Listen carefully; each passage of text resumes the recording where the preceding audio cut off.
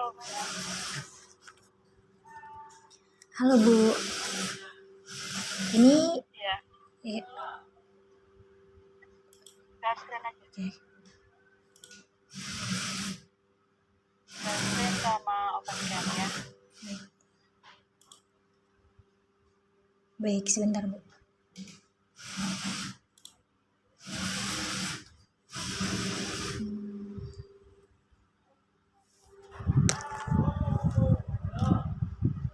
Silakan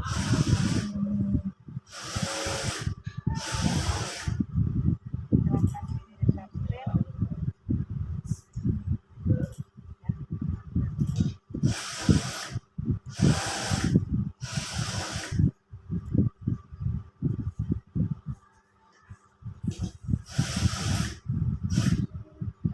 Silakan mulai.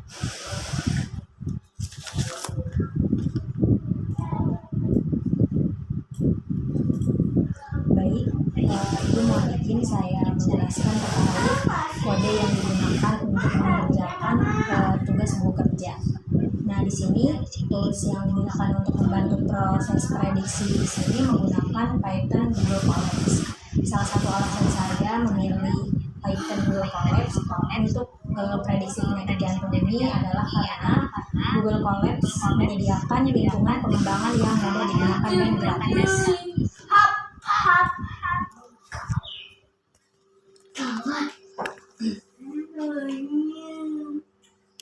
Baik, pada nomor 1, nomor pertama yang kode ini itu menyambungkan dengan Google Drive. Jadi maksudnya menyambungkan di sini saya menyambungkan file yang akan dianalisis menggunakan Google Colabs.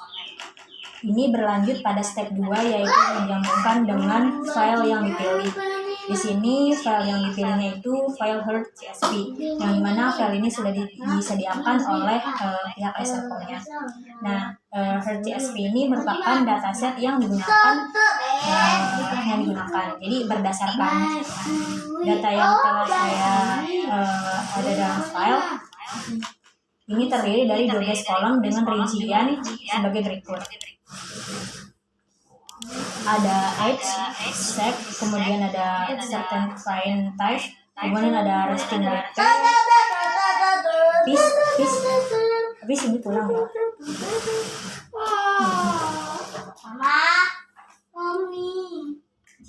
Resting ECG, max HR, exercise angina, speed, dan heart disease. Ya udah ngomong ini ya mama, mendingan tutup. Kemudian di nomor 3 itu saya menampilkan data rentang umur 40 hingga 50 tahun yang terkena kolesterol. Nah, apabila dilihat dari data ini, berdasarkan interpretasi sebelumnya disebutkan bahwa yang terkena penyakit jantung itu kan kolesterolnya rendah, namun ternyata pada baris ketiga bisa kita lihat bahwa yang mengidap kolesterol tinggi juga mengidap penyakit jantung.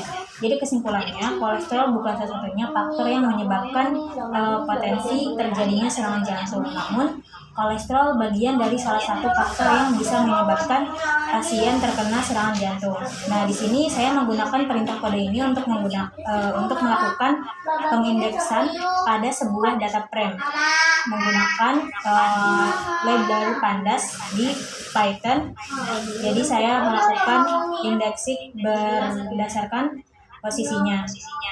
Di sini posisinya itu berdasarkan umur, yaitu dari 40 hingga 50 tahun.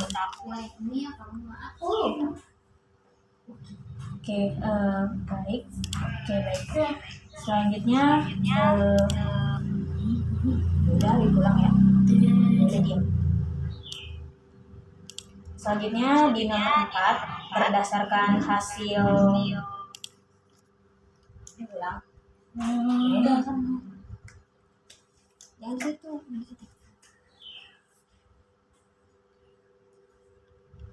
Oke, selanjutnya nomor 4 itu berdasarkan hasil cek untuk variabel heart disease terdapat 918 data dengan nilai 0 atau 1. Nah, nilai-nilai ini mungkin merupakan hasil dari pemeriksaan terhadap 918 kasus yang berkaitan dengan penyakit jantung.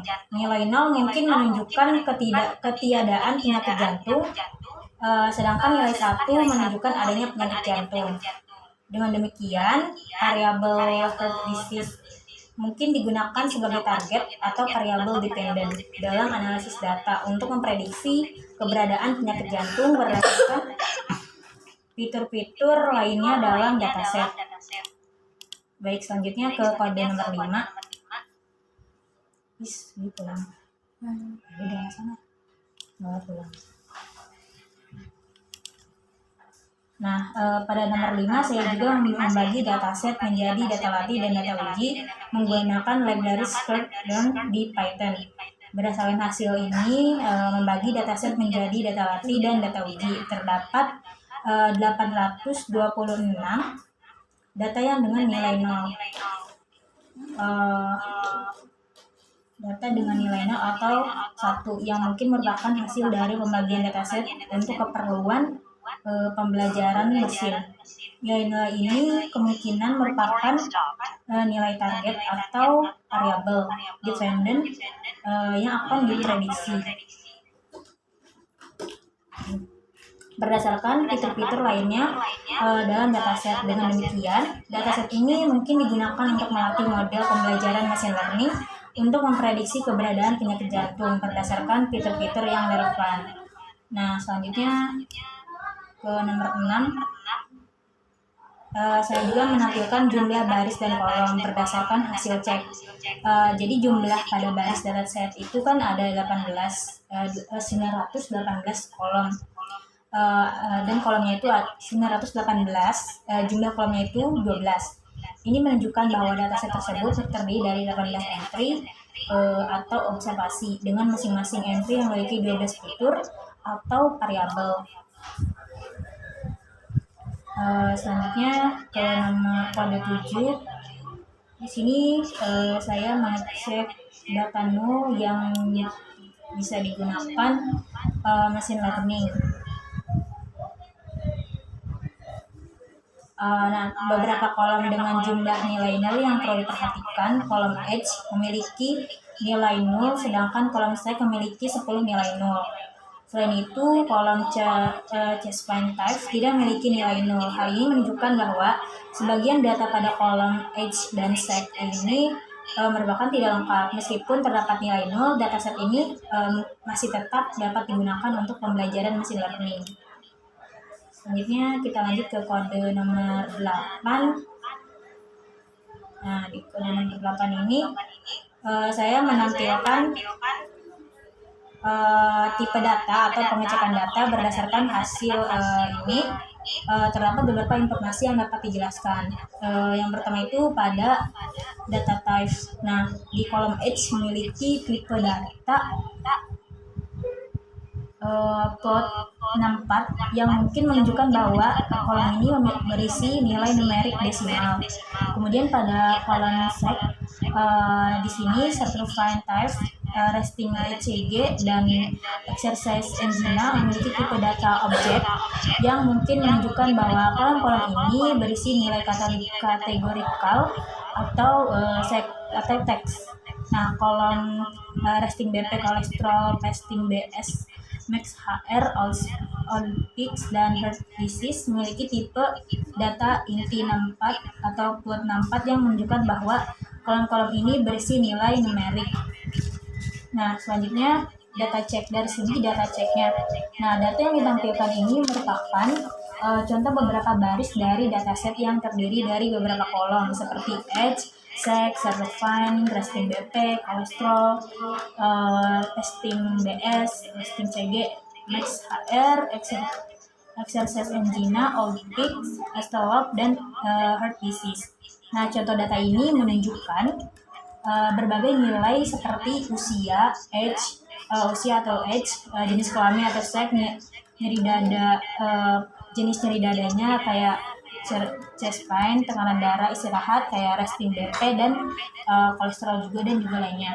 Nah, dataset ini juga digunakan untuk membangun model pembelajaran machine learning dengan tahap pengelolaan data yang tepat seperti penanganan nilai nol, pengkodean variabel. Variabel itu kayak kategorikal sebelum melatih model. Selanjutnya berlanjut ke kode nomor 9. Di sini saya juga mengecek data kosong. Berdasarkan hasil cek data terdapat beberapa kolom yang memiliki nilai kosong atau missing value.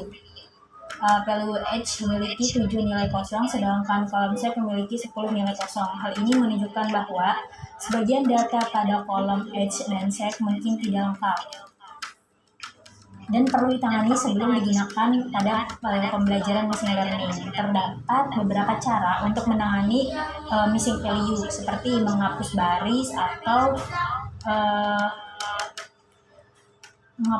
atau kolom yang memiliki nilai kosong. Jadi di baris yang di kolom yang memiliki nilai kosong itu bisa dihapus gitu caranya. Kemudian ataupun cara lainnya itu mengisi nilai kosong dengan nilai rata atau median, atau menggunakan teknik imputasi lainnya. Pilihan teknik yang tepat ini tergantung pada jenis data dan juga tujuan analisisnya. Selanjutnya pada kode nomor 10. Di sini saya juga memeriksa ketersediaan data dan mengetahui volume data. Nah, berdasarkan hasil pengecekan di sini terdapat kolom dengan jumlah nilai kosong di H. Kemudian memiliki 7 nilai kosong. Sedangkan di kolom Z memiliki 10 nilai kosong. Selanjutnya di pengkodean nomor 11. Nah, di nomor 11 ini saya menampilkan warna dan mengecek tingkat kolerasi dengan fungsi heatmap kolerasi.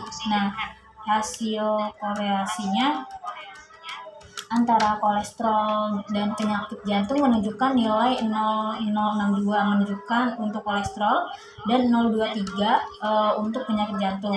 Nah, nilai korelasi yang mendekati 0 menunjukkan hubungan yang lemah antara kedua variabel tersebut. Dalam konteks prediksi penyakit jantung, nilai korelasi yang rendah menandakan bahwa hubungan antara kolesterol dan penyakit jantung tidak begitu kuat. Meskipun demikian, penting untuk diingat bahwa kolesterol tidak menyiratkan sebagai akibat, dan faktor-faktor lain seperti gaya hidup dan faktor genetik juga memainkan peran dalam risiko penyakit jantung.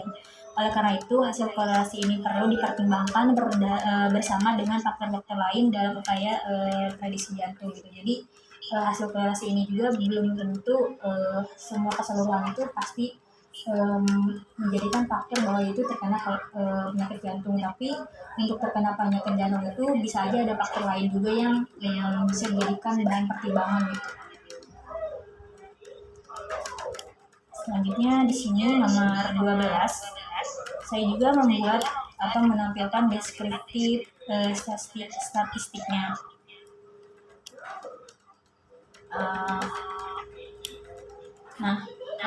Hasil menampilkan deskripsi statistik ini menunjukkan bahwa beberapa informasi tentang data yang diamati itu kayak gini. Jadi data tersebut itu terdiri dari 918 dan 7 variabel numerik, yaitu age, resting BP, kolesterol, resting BS, max HR, all-speed, dan heart disease. Nah, deskripsi statistik yang diberikan ini meliputi jumlah entry, kemudian rata-rata, standar deviasi, nilai minimum, kuartil, dan nilai maksimum. Untuk setiap variabel dari deskripsi tersebut dapat dilihat bahwa rata-rata usia pasien itu adalah 54 tahun. Rata-rata tekanan darah istirahat itu 132 mmHg, rata-rata kolesterol adalah 198 mg/dl, rata-rata detak jantung maksimum adalah 136 bpm, dan rata-rata nilai all-speed adalah 0,89. Selain itu, dapat dilihat juga bahwa sekitar 23% pasien memiliki kadar gula darah puasa yang tinggi, dan sekitar 55% pasien memiliki penyakit jantung. Informasi ini dapat digunakan untuk memahami karakteristik data dan memberikan gambaran awal tentang hubungan antara variabel yang diamati. Kemudian di sini ada visualisasi dari tiap kolom, yaitu dari kolesterol, juga umur, juga tentang ketinggian umurnya. Di sini ada visualisasi darah resting BP juga sampai 19.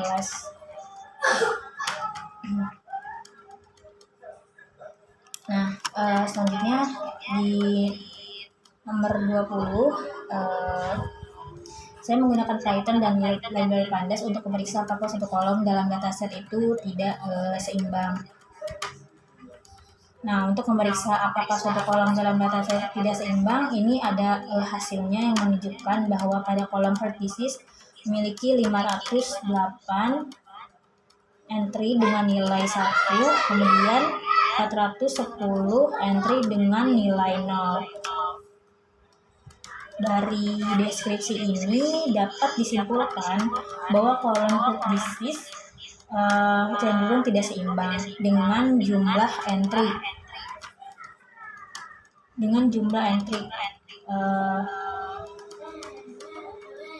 Tidak seimbang dengan jumlah entry. Dengan jumlah entry yang memiliki nilai 1 lebih banyak daripada yang memiliki nilai 0. Selanjutnya di nomor 21 itu saya melakukan identifikasi atribut kolom data sesuai dengan kriteria pemilihan data.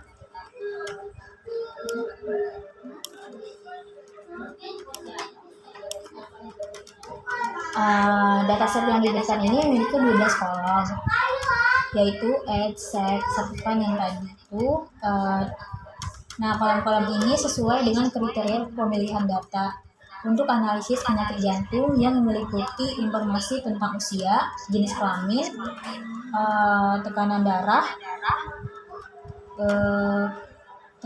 itu yang istirahat, kemudian kadar kolesterol, gula darah, detak jantung maksimum, dan faktor risiko lainnya seperti riwayat keluarga dan riwayat merokok. Nah, kolom heart disease adalah target variabel yang menunjukkan apakah pasien memiliki penyakit jantung atau tidak. Selain itu, kolom-kolom lainnya memberikan informasi tentang faktor-faktor risiko yang dapat mempengaruhi risiko penyakit jantung. Dalam analisis data, kolom-kolom ini dapat digunakan untuk membangun model prediksi atau untuk memahami hubungan antara faktor risiko dan penyakit jantung. Iya, Bu.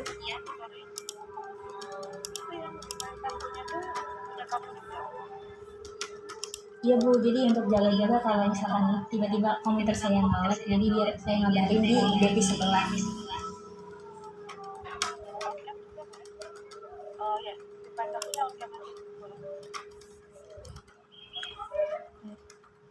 Tapi ininya nanti ke atas, Bu.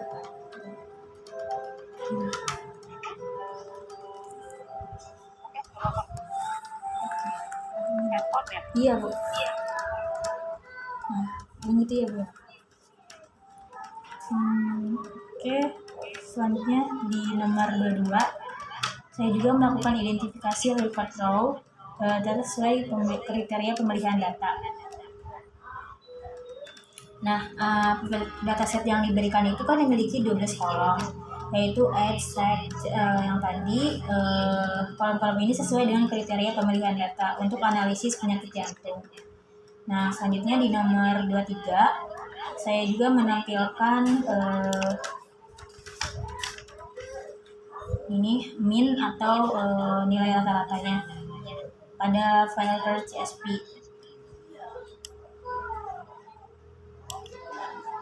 Nah, rata-rata dari kolom pada file prediksi penyakit jantung ini adalah usia itu ada 54, kemudian tekanan darah istirahat itu sekitar 132,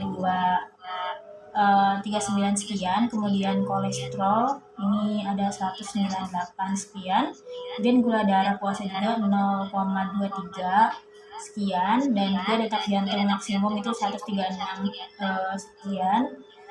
Nah, Rata-rata ini memberikan gambaran tentang nilai tengah dari setiap kolom pada dataset prediksi penyakit jantung.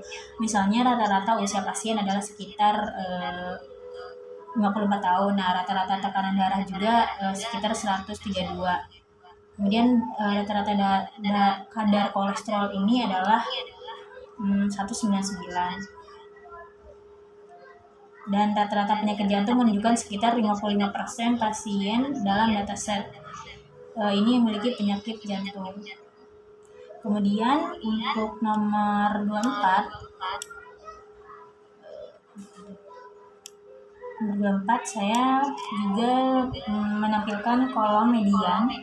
Dari kolom ini prediksi jantung informasinya tentang usia 54, kemudian tekanan darah istirahat itu 130, kolesterol itu 223, gula darah itu 0,0, detak jantung maksimum 138, kemudian penyakit jantungnya 1,0. Nah, rata-rata ini memberikan gambaran tentang nilai tengah dari setiap kolom pada dataset prediksi penyakit jantung. Misalnya median usia pasien adalah 54 tahun. Median tekanan darah istirahat adalah 130. Median kadar kolesterol adalah 223. Median gula darah puasa menunjukkan sekitar 50% pasien memiliki kadar gula darah puasa yang tinggi, dan median penyakit jantung menunjukkan sekitar 50% pasien dalam dataset ini memiliki penyakit jantung juga. Nah, kemudian di nomor terakhir, kode terakhir yaitu kode 25, saya juga menampilkan modus file per GSP. Nah, di modus ini menampilkan nilai yang paling sering muncul pada setiap kolom. Dalam hal ini, modus hanya ditemukan pada kolom heart disease, yaitu nilai 1. Hal ini menunjukkan dalam dataset ini lebih banyak pasien yang memiliki nilai jantung daripada yang tidak memiliki penyakit jantung. Sedangkan untuk kolom-kolom lain itu tidak ada nilai yang muncul sering daripada lainnya. Oleh karena itu tidak dapat disimpulkan informasi tambahan mengenai prediksi penyakit jantung dari modus dataset ini. Sekian presentasi dari kolabnya. Terima kasih, Bu.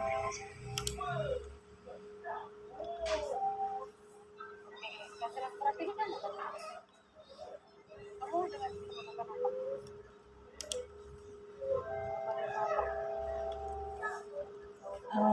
Saya di sini cuma memunculkan ini, Bu, median sama minnya aja.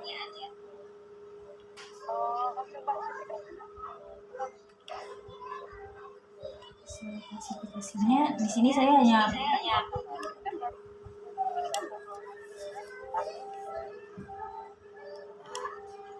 hasil klasifikasi dengan dosis yang tinggi dengan rendah kolesterol. nggak ada, Bu. Saya di sini cuma nampilin sampai mediannya aja. Itu yang diminta.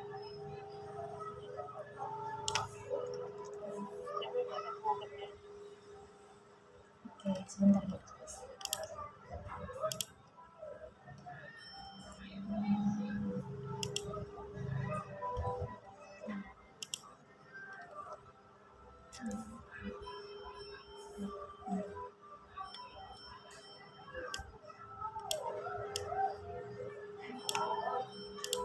Ini, Bu, buku kerjanya.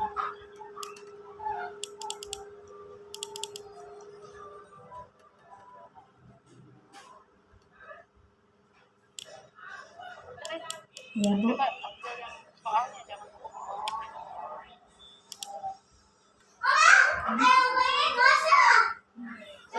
Yang jawabannya, Bu. soalnya dari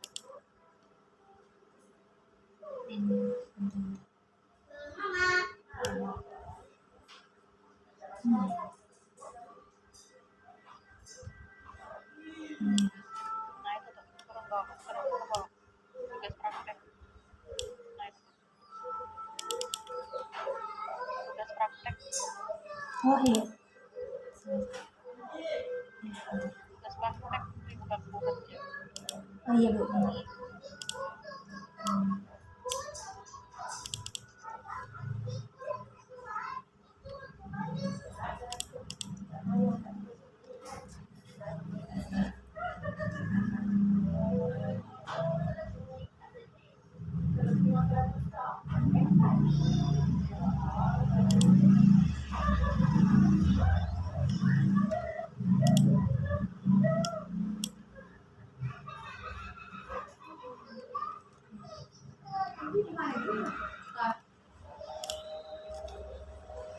Ya, diem. Si basta.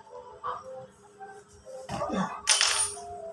Muncik-muncik ya asap menekan mama kemudian dan ada. Nomor dari Nah, apa ya mama? Siang. Astagfirullah, mama ya.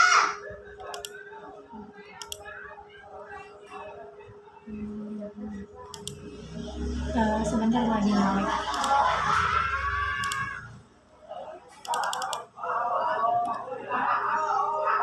Ya mama.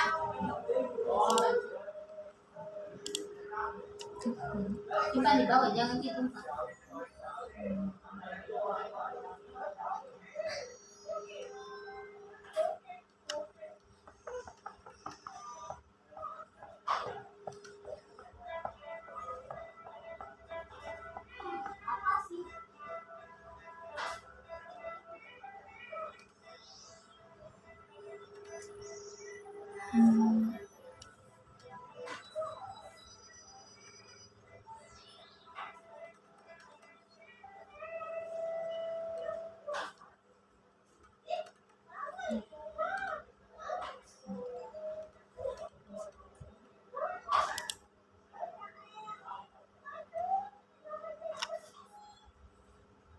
belum sampai yang nomor 8. 8 kemudian evaluasi yang dilakukan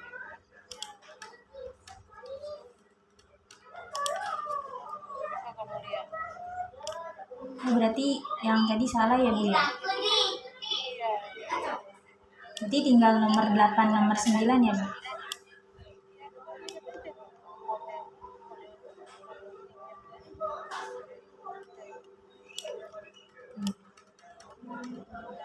Tadinya saya mengevaluasi ini Bu, jadi data itu bisa ditambahkan dengan apa ya namanya?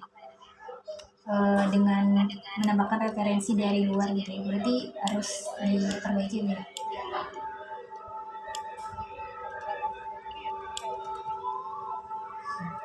Ya, diperbaiki aja Bu. Ya, berarti tinggal nomor 8 sama 9 ya Bu. Oke. tujuh juga belum sempurna kok. Lihat aja prosesnya. Oke, baik Bu.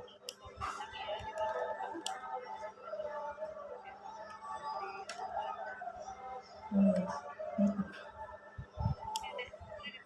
Oke, ya, terima kasih Bu. Ya. Ya, baik Bu.